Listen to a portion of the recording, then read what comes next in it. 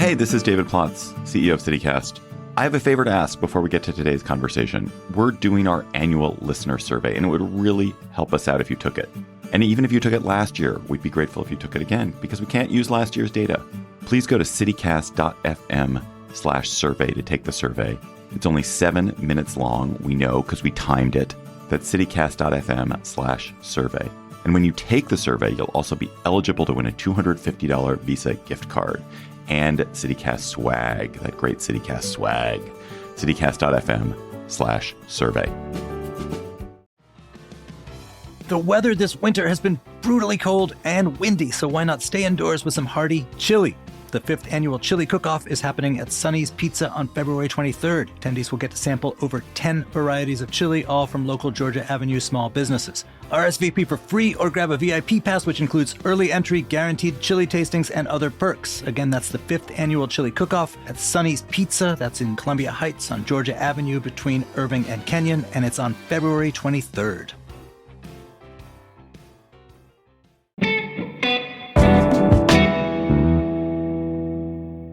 Today on CityCast DC, Donald Trump's pardon of January 6 rioters hit close to home for Lauren Ober and Hanna Rosin. And I mean literally. Last year, the journalists created We Live Here Now, a podcast about what happened when a house of J6 activists moved in next door to them. They're here today to talk about what the pardons mean for their block and for our city.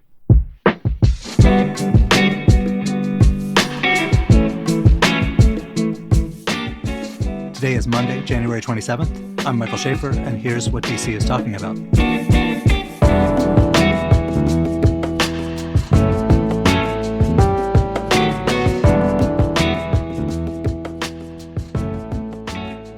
Hey, Lauren. Hey, Mike. Hey, Hanna. Good to see you. Good to see you. So, President Donald Trump pardoned almost 1,600 January 6th insurrectionists, his first day in office. And at least some of those folks were still at the D.C. jail. And Hanna, you were outside when that happened. What was that like? Well, Mike, as a resident of Washington, D.C., you'll be maybe pleased to hear that the D.C. jail across the street from the front of the D.C. jail became a gathering point for many released J6ers. So not the ones from the D.C. jail. They were slow in getting released for various reasons. But people came in from Maryland jails and Virginia jails, and they all gathered out front, including Stuart Rhodes, he of the eye patch, who was convicted of seditious conspiracy, was out there giving press conferences, talking to people. He had kind of a phalanx of bodyguards behind him. And they played a lot of music, including Redemption Song, which is their favorite. They all belt out Bob Marley's Redemption Song when it comes on the big speakers. I'm not so sure that Bob Marley's politics would align with theirs, but sure, okay. And there had been, during the entire time of their captivity, or their being hostage, as Trump would have it, there was a daily vigil. They had a whole routine within the prison, and you've been there a lot in the course of your reporting. What's it been like?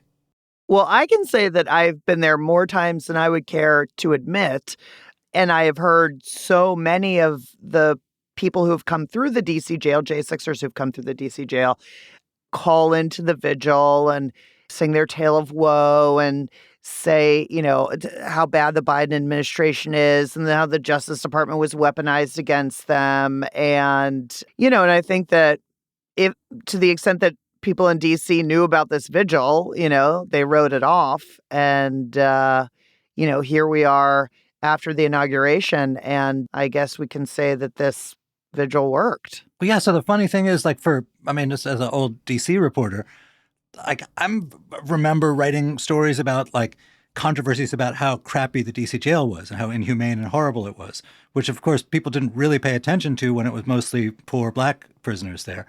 All of a sudden, these January 6th people get there and oh my God, this terrible state of prisons is an issue. Yeah, I mean, that really actually breaks your heart. It's unbelievable. The not funny part about it is that a lot of these guys are first-time offenders. They've never been to jail. So what strikes them as horrible is really just jail. It's just jail. Yeah, the toilet is not like your toilet at home. There's no Toto top warm toilet in the jail. I mean, literally, the QAnon shaman, when he got to the jail, was furious because he couldn't get like the exact kind of organic food that he wanted. And he complained and complained and complained about that until they moved him out of the DC jail. But also, these were the same people who previously were all law and order, lock them away, throw away the key, lock them up, throw away the key. And when the rubber met the road, they're like, oh, wait, this is where we've been sending people. But I actually am not so sure that we're going to see an army of prison reform advocates from this lot. Although, Mike, that's the best thing that could come out of this is... Yes. Well, I was going to say, so, like, I had an editor once who, every time there was one of these, like, IMF protests where a lot of people got arrested, we would get all these calls about the terrible conditions they were subject to. And I had this editor once who was like, send the next one of those to me. And I did. And then I heard him saying on the phone, like, dude, it's jail. Right. It's jail. I mean, the DC jail does have specific complaints. Like some of the stuff they were complaining about is real and would that they would fix it now, So I need to back up into just why, Hanna, you happened to be outside on the night of the pardons. Both of you have been reporting on this so-called Justice for J6 movement the past few years, but you arrived at it. You're not sort of normal, like, national security reporters. Your arrival at it was while you were walking your dog. I mean, Hanna and I live in a neighborhood in D.C. in Northeast, and it's a very, delightful mixed race, mixed income, very residential. There are schools here. And, we were walking the dogs one day and we happened to see this car that looked out of place.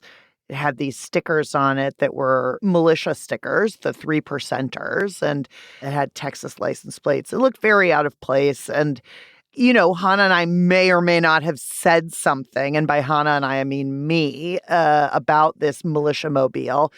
And it turns out there was somebody inside. And, we come to find out some weeks later, that our neighbors are fairly prominent members of the January 6th community in that, one is the wife of Guy Reffitt, who was one of the first people to be put in prison for his January 6th offenses, and then the mother of Ashley Babbitt, who was shot and killed by Capitol Police. So we came to the D.C. jail, honestly, in that, we kind of wanted to know why these folks were here in D.C. and in our neighborhood. How'd these guys afford the rent? Donations. I mean, they got a pretty hefty donation from Patrick Byrne, the, head of Overstock.com and a big Trump fan. So he gave them $50K and, they got by on drips and drabs of, people donating money to their cause and, to get justice for Ashley Babbitt and whatnot. People like to say it's a grift. Now, you may think it's a grift that they get a lot of donations. I will say the other side of that is, like, they don't have a lot of money. Like, they're not living large, they're paying the rent and they're eating bologna and buying cigarettes. Yes, they don't have health care. They can barely, fix the car when it breaks. I mean, that's, no one, like Hanna said, no one's living large. It's not the neighborhood you typically associate with January 6th defenders, a row house neighborhood in Northeast D.C. How did they come to live there? And what were these people like? Mike, you're such a journalist. You were asking the same questions we asked. We're like, what are you doing here? How did you come to live in our neighborhood? What are you doing in Northeast D.C.? I don't think that any D.C. neighborhood is very friendly to the J6 cause. No, and nor is anyone probably inside the Beltway. But, like, have these people not heard of distant Virginia? They did. Yeah, I mean, that's the thing. It's like, because this is a D.C. show, like, people understand the geography. And when Republican administrations come into town, there are certain neighborhoods where Republicans tend to flock to. Like, the rich ones go to Potomac, the young ones go live at Navy Yard. There are places, and this is not one of those neighborhoods. So the inside view is very much, what are you doing here? And the answer turned out to be, we're close to the D.C. jail. Like, the D.C. jail's in Capitol Hill. It's right by the cemetery. It's the edge of Capitol Hill. It's on 4th Street. So this is pretty close. So I think they actually did move to Virginia initially. They were actually out in Lorton, where the former penitentiary was, and they could not handle the commute. So they moved into a rental in D.C. And because their main cause, their main reason for being here is justice for the January 6ers, they held this vigil literally, quite literally, every night. Like when For Trump, how many nights, Hanna? Well, I was just going to say, when Trump announced the pardons, that's obviously the end of the road for them. And I think they were up to 908. But literally every night. Like, it did not matter if it was like sleeting or snowing or 99 degrees or anything. They were out there every night. Wait, so a lot of your podcast, is about these neighbors, Mickey and Nicole. You got to know them. What were they like, and what was it like living next to them? I spent a lot of time with them, and I got to feel quite a bit of affection for them. They're really funny and entertaining and saucy, and also have exquisitely terrible politics. I watched the election returns with them. I spent that night with them, and everything was pretty civil until, they found out that they won. And then there was some, it's weird because you have this neighborly vibe and everyone's friendly, and then the gloves come off and it's like, oh, right. Like, we are on very opposite sides of the fence here. But that had to be wild. Had they voted? Nicole voted in Washington, D.C., yes, because she no longer has a home in Texas. Mickey still has a residence in California, where she's from. She voted in California. Absentee. She was able to take advantage of same-day registration? I thought that was frowned upon. She worked the polls. She worked the polls. She was a poll worker. Nicole was a poll volunteer and, was invested. Look, I will say this. Upon their arrival in Washington, D.C., they gave themselves an incredible crash course in the justice system, and they figured out how to read court dockets and court briefs and all kinds of things that the average citizen, knows nothing about. I mean, I could barely wade through all of this stuff, and I'm a reporter, but they made this their life. They made releasing the J6ers their job, and they succeeded. So you guys came to converse with these people, and you're coming at it as journalists, as storytellers. So you're sort of incentivized to be good and do genuine things that bring people out of their shells, that get people to tell you the world as they see it. If you had been, living there while commuting to your job, at NASA or something, some random DC bureaucracy job, do you think you would have had that kind of relationship with a neighbor who is so different in politics from you? I would hope that we would, but I have no idea because, that's not where we live. The biggest disagreements that I have in the neighborhood are like, did you salt your walk? Did you park your car weird? Or did your dog, poop in my yard? Like, it's really basic stuff. So I don't have to worry generally about the politics. I mean, I look around, on my block and I see there's a gay pride flag and there's a DC flag and there's it's probably still like a Joe Biden for president sign from, the previous election. And so you kind of understand, at least politically, where people stand. My guess, though, as a slightly more outside observer than Lauren, who had the closest relationships with Mickey and Nicole, is that Mickey and Lauren would have been, if not friends, neighborly. Lauren is a very neighbor kind of person, like almost in the old-fashioned sense of neighbor. Like, she values the role of neighbor in the way that not a lot of people I know do. And she and Mickey have a kind of natural affinity that's just hard to deny. Like, politics aside, if you see them in the same room, you're like, oh, these two people, there's like something there. I'm not saying it's a friendship or that you like her. It's just like an affinity, in the way that people have affinities despite themselves. So, right. I mean, we were sitting in one of those, what's the congressman from Ohio who never wears, Jim Jordan. So we were sitting in one of those hearings that Jim Jordan ran on the weaponization of the federal government, and Mickey and Nicole were there. And so I sat with them. There's C-SPAN cameras like zooming in on us, and Mickey leans over and tells me a joke, and I'm trying not to laugh because I'm like, I don't want the C-SPAN cameras to pick up that we're chummy. But she's funny and she's entertaining, and I mean, I hate to say we contain multitudes, but they do. Oh, but also Stuart Rhodes was staying in your house. Right. I mean, that's the difficult part. It's like if you take them out of this political context and this political moment, they're like Thelma and Louise characters. Like if you made a movie about them, it would be like two plucky women, meet each other and they battle the establishment and they get to know the president. And both of them were like, Based on the inauguration, I think that Amazon Studios or Apple Studios might be working on that right now. Exactly. So that's who they are apart from that. And then, if you focus your mind on the other part, it's just what you said. Like, yeah, these guys are my friends. We're chummy. Why are you letting Stewart, have you read anything about Stewart Rhodes? Like, not just the fact that he was convicted of seditious conspiracy, but how his relationship with his own family, what his wife and children say about him. Like, not a dude you really want napping on your couch.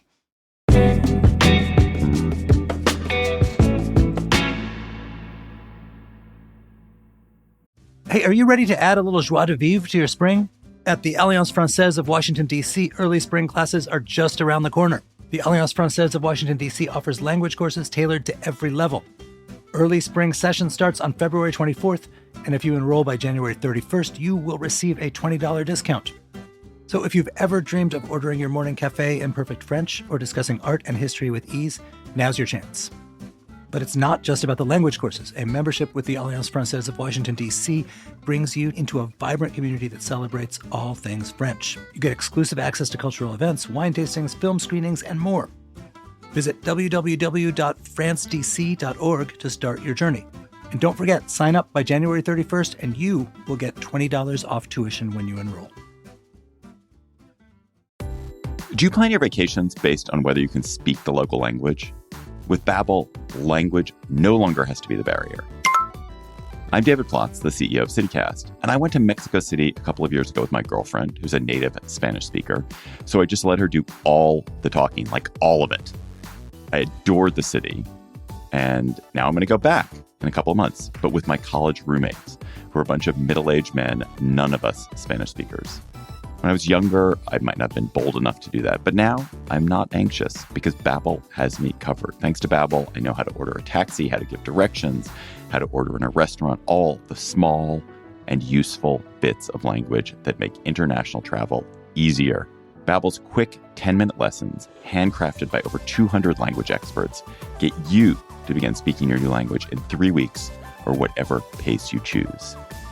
And because conversing is the key to really understanding each other in a new language, Babbel is designed using practical, real-world conversations, especially the sort you need while traveling. Food, how to get places. Babbel's tips and tools are inspired by the real-life stuff you actually need when communicating. With a focus on conversation, you'll be ready to talk wherever you go.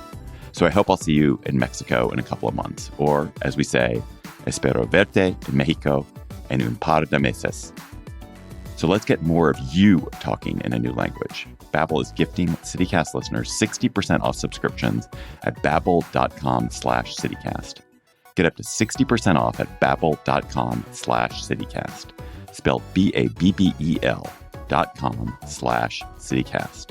Babbel.com/CityCast. Rules and restrictions may apply.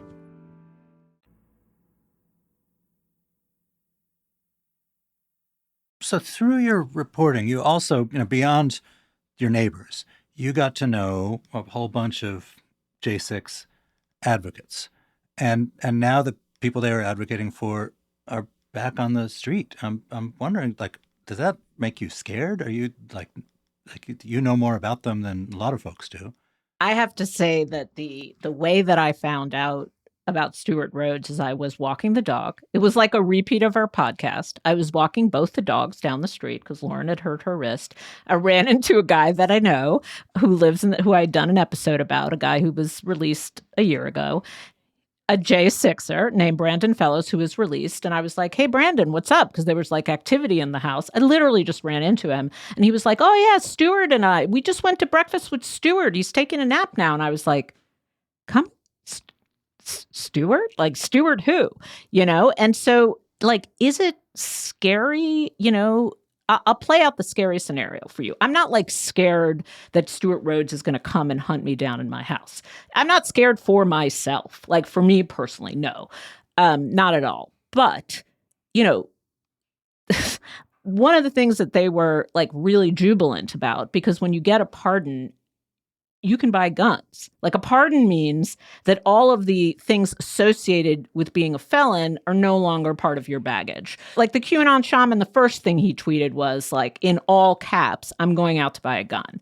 And Stuart Rhodes was outside the DC jail complaining, like his big thing is, I only got a commutation, that's not fair. Pardons for everyone, no exceptions. I'm applying for a pardon.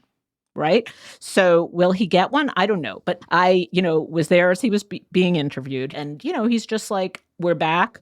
Trump is on our side. He's given us a free pass. He's a righteous man. We're back. Like, the reason that one MAGA granny is getting so much attention, the one who decided not to take the pardon and to continue to stay on probation, is because she is the one among them who's like, oh, I definitely did something wrong. There's one among these 1,500. Right. I mean, and in our reporting, the people who regretted what they did on that day outside of court are few and far between. I mean, you could, count on one hand and have fingers left over. And so you have, 1,500 odd people who's, have just gotten a blank check. And like Hanna, I don't feel worried for my personal safety, but I feel like any time people do not like a decision coming down from the government, they have been emboldened now to do the exact same thing, that their behavior has been co-signed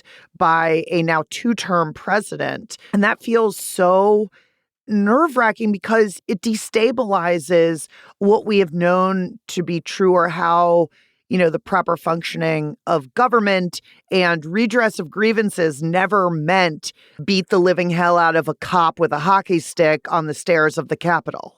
Well, so you talk about how you were on a January 6th jury, and you sort of you're certain this guy's guilty, but you also feel kind of bad for him because he's just a schmuck. Now that person, whoever he is out on the streets with a pass. Should regular citizens be uncomfortable about that? I mean, intellectually uncomfortable? Yes, I think. This is very complicated because I served on a jury. And I'll just say quickly, the reason why I, as a journalist, ended up on a jury is because the defendant did not mount any sort of defense. And so the prosecution had their pick of the litter with the jury. And so we ended up with this most perfect DC jury you could ever imagine. And we deliberated thoughtfully and found him guilty. Now, we had nothing to do with his sentencing. And when he was sentenced, he was a first-time offender.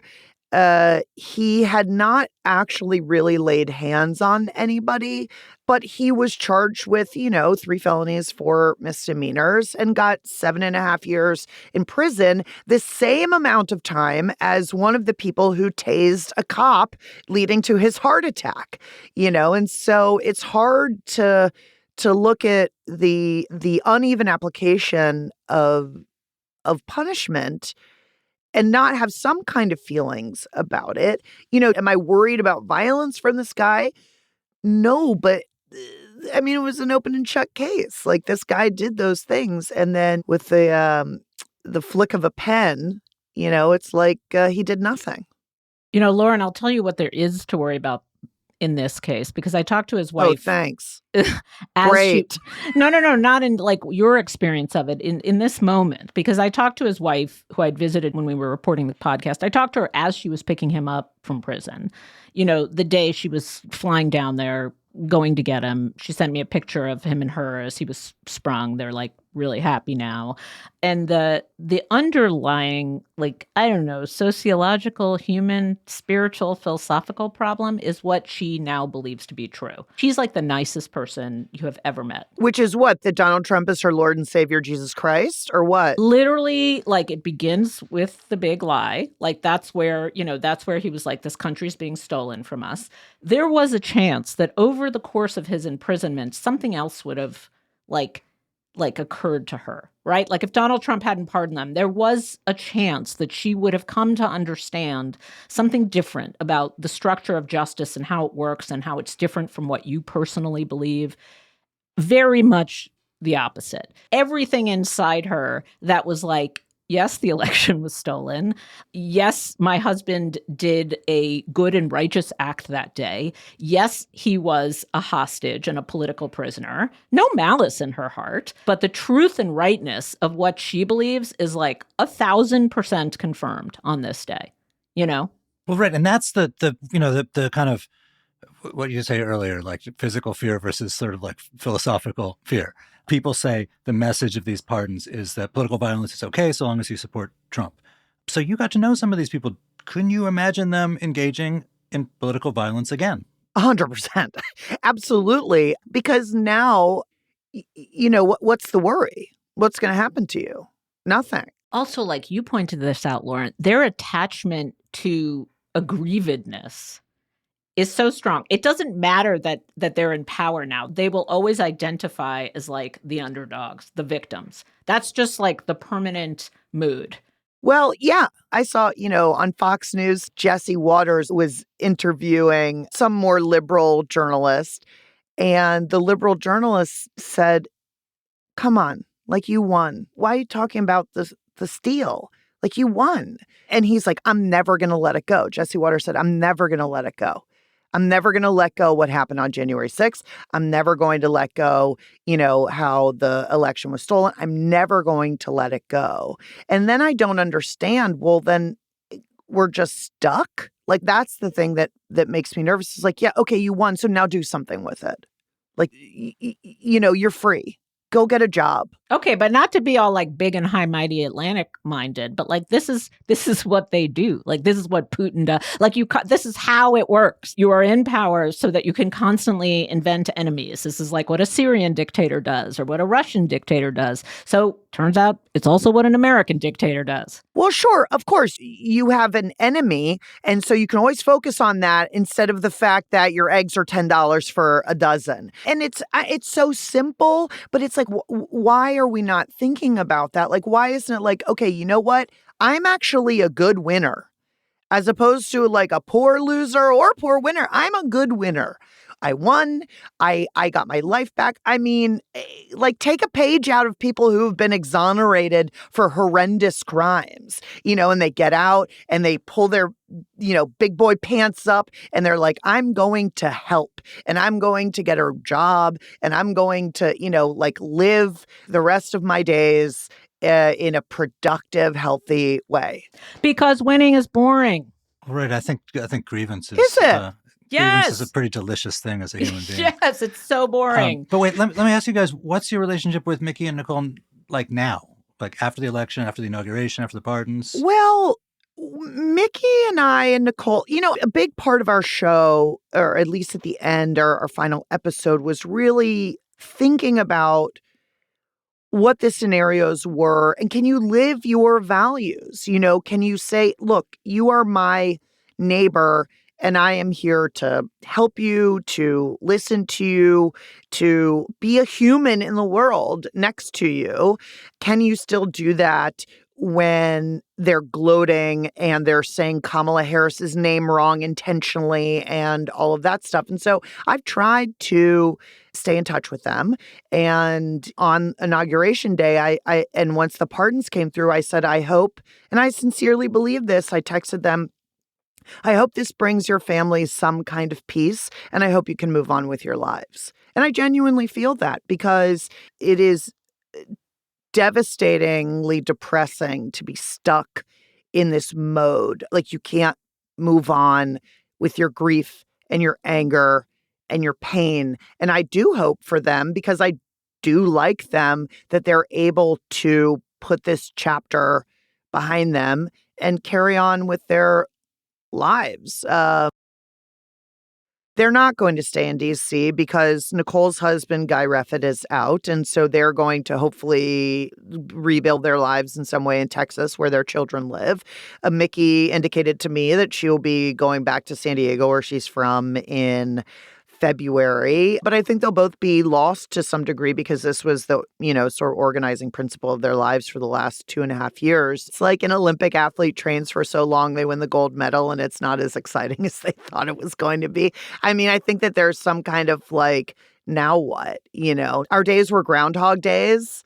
every day was the same, basically, but at least there was order to them. And now, like all bets are off. So I suspect, we'll continue staying in touch. But I hope the best for them, to be quite honest. I do.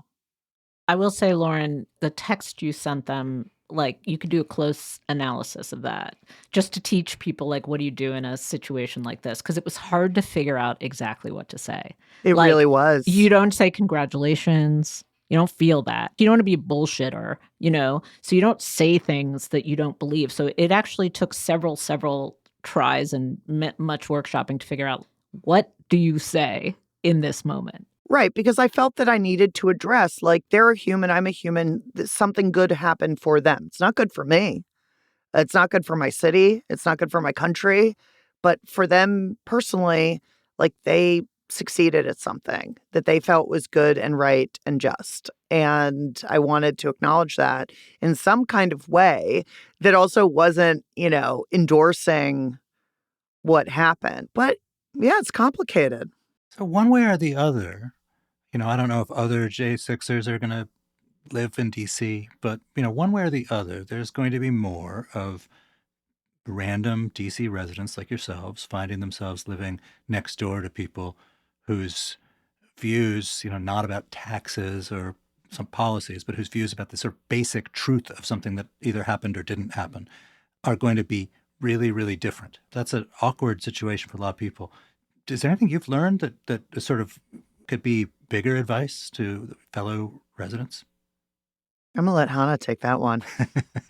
How it's boiled down in my head after all these months, year plus, is there's got to be something you can talk about. I mean, it's pretty simple. Like there's probably one thing, like we started with the dog, it's like they have a dog. We have a dog. Your dog is named Oliver.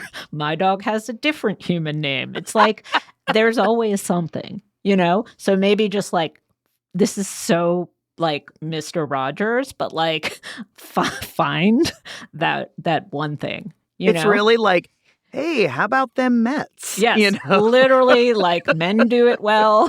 We can all do it in that way. Like it's a great avoidance, and there's usually sort of one or two things. But I think, that's the small thing.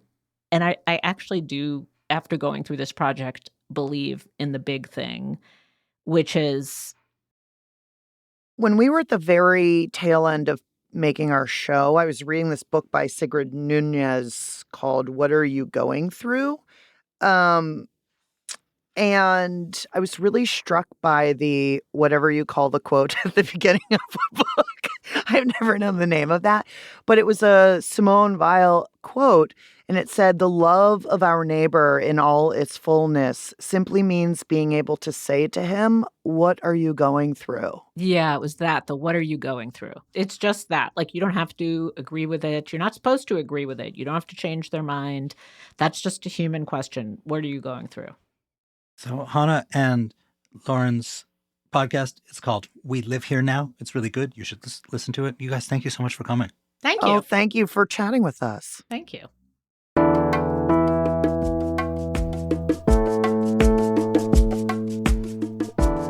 That is all for today here on CityCast DC. If you enjoyed the show, why not tell a friend, rate the show, and subscribe to our morning newsletter, Hey DC.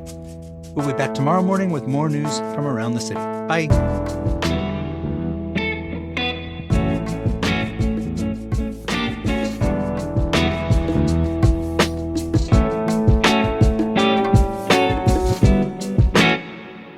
Hey, Lauren. Hi. Wait, hold on. Are you Mike or Michael? I'm Mike. People Hi, call me Mike. Mike. We can do that again if you want.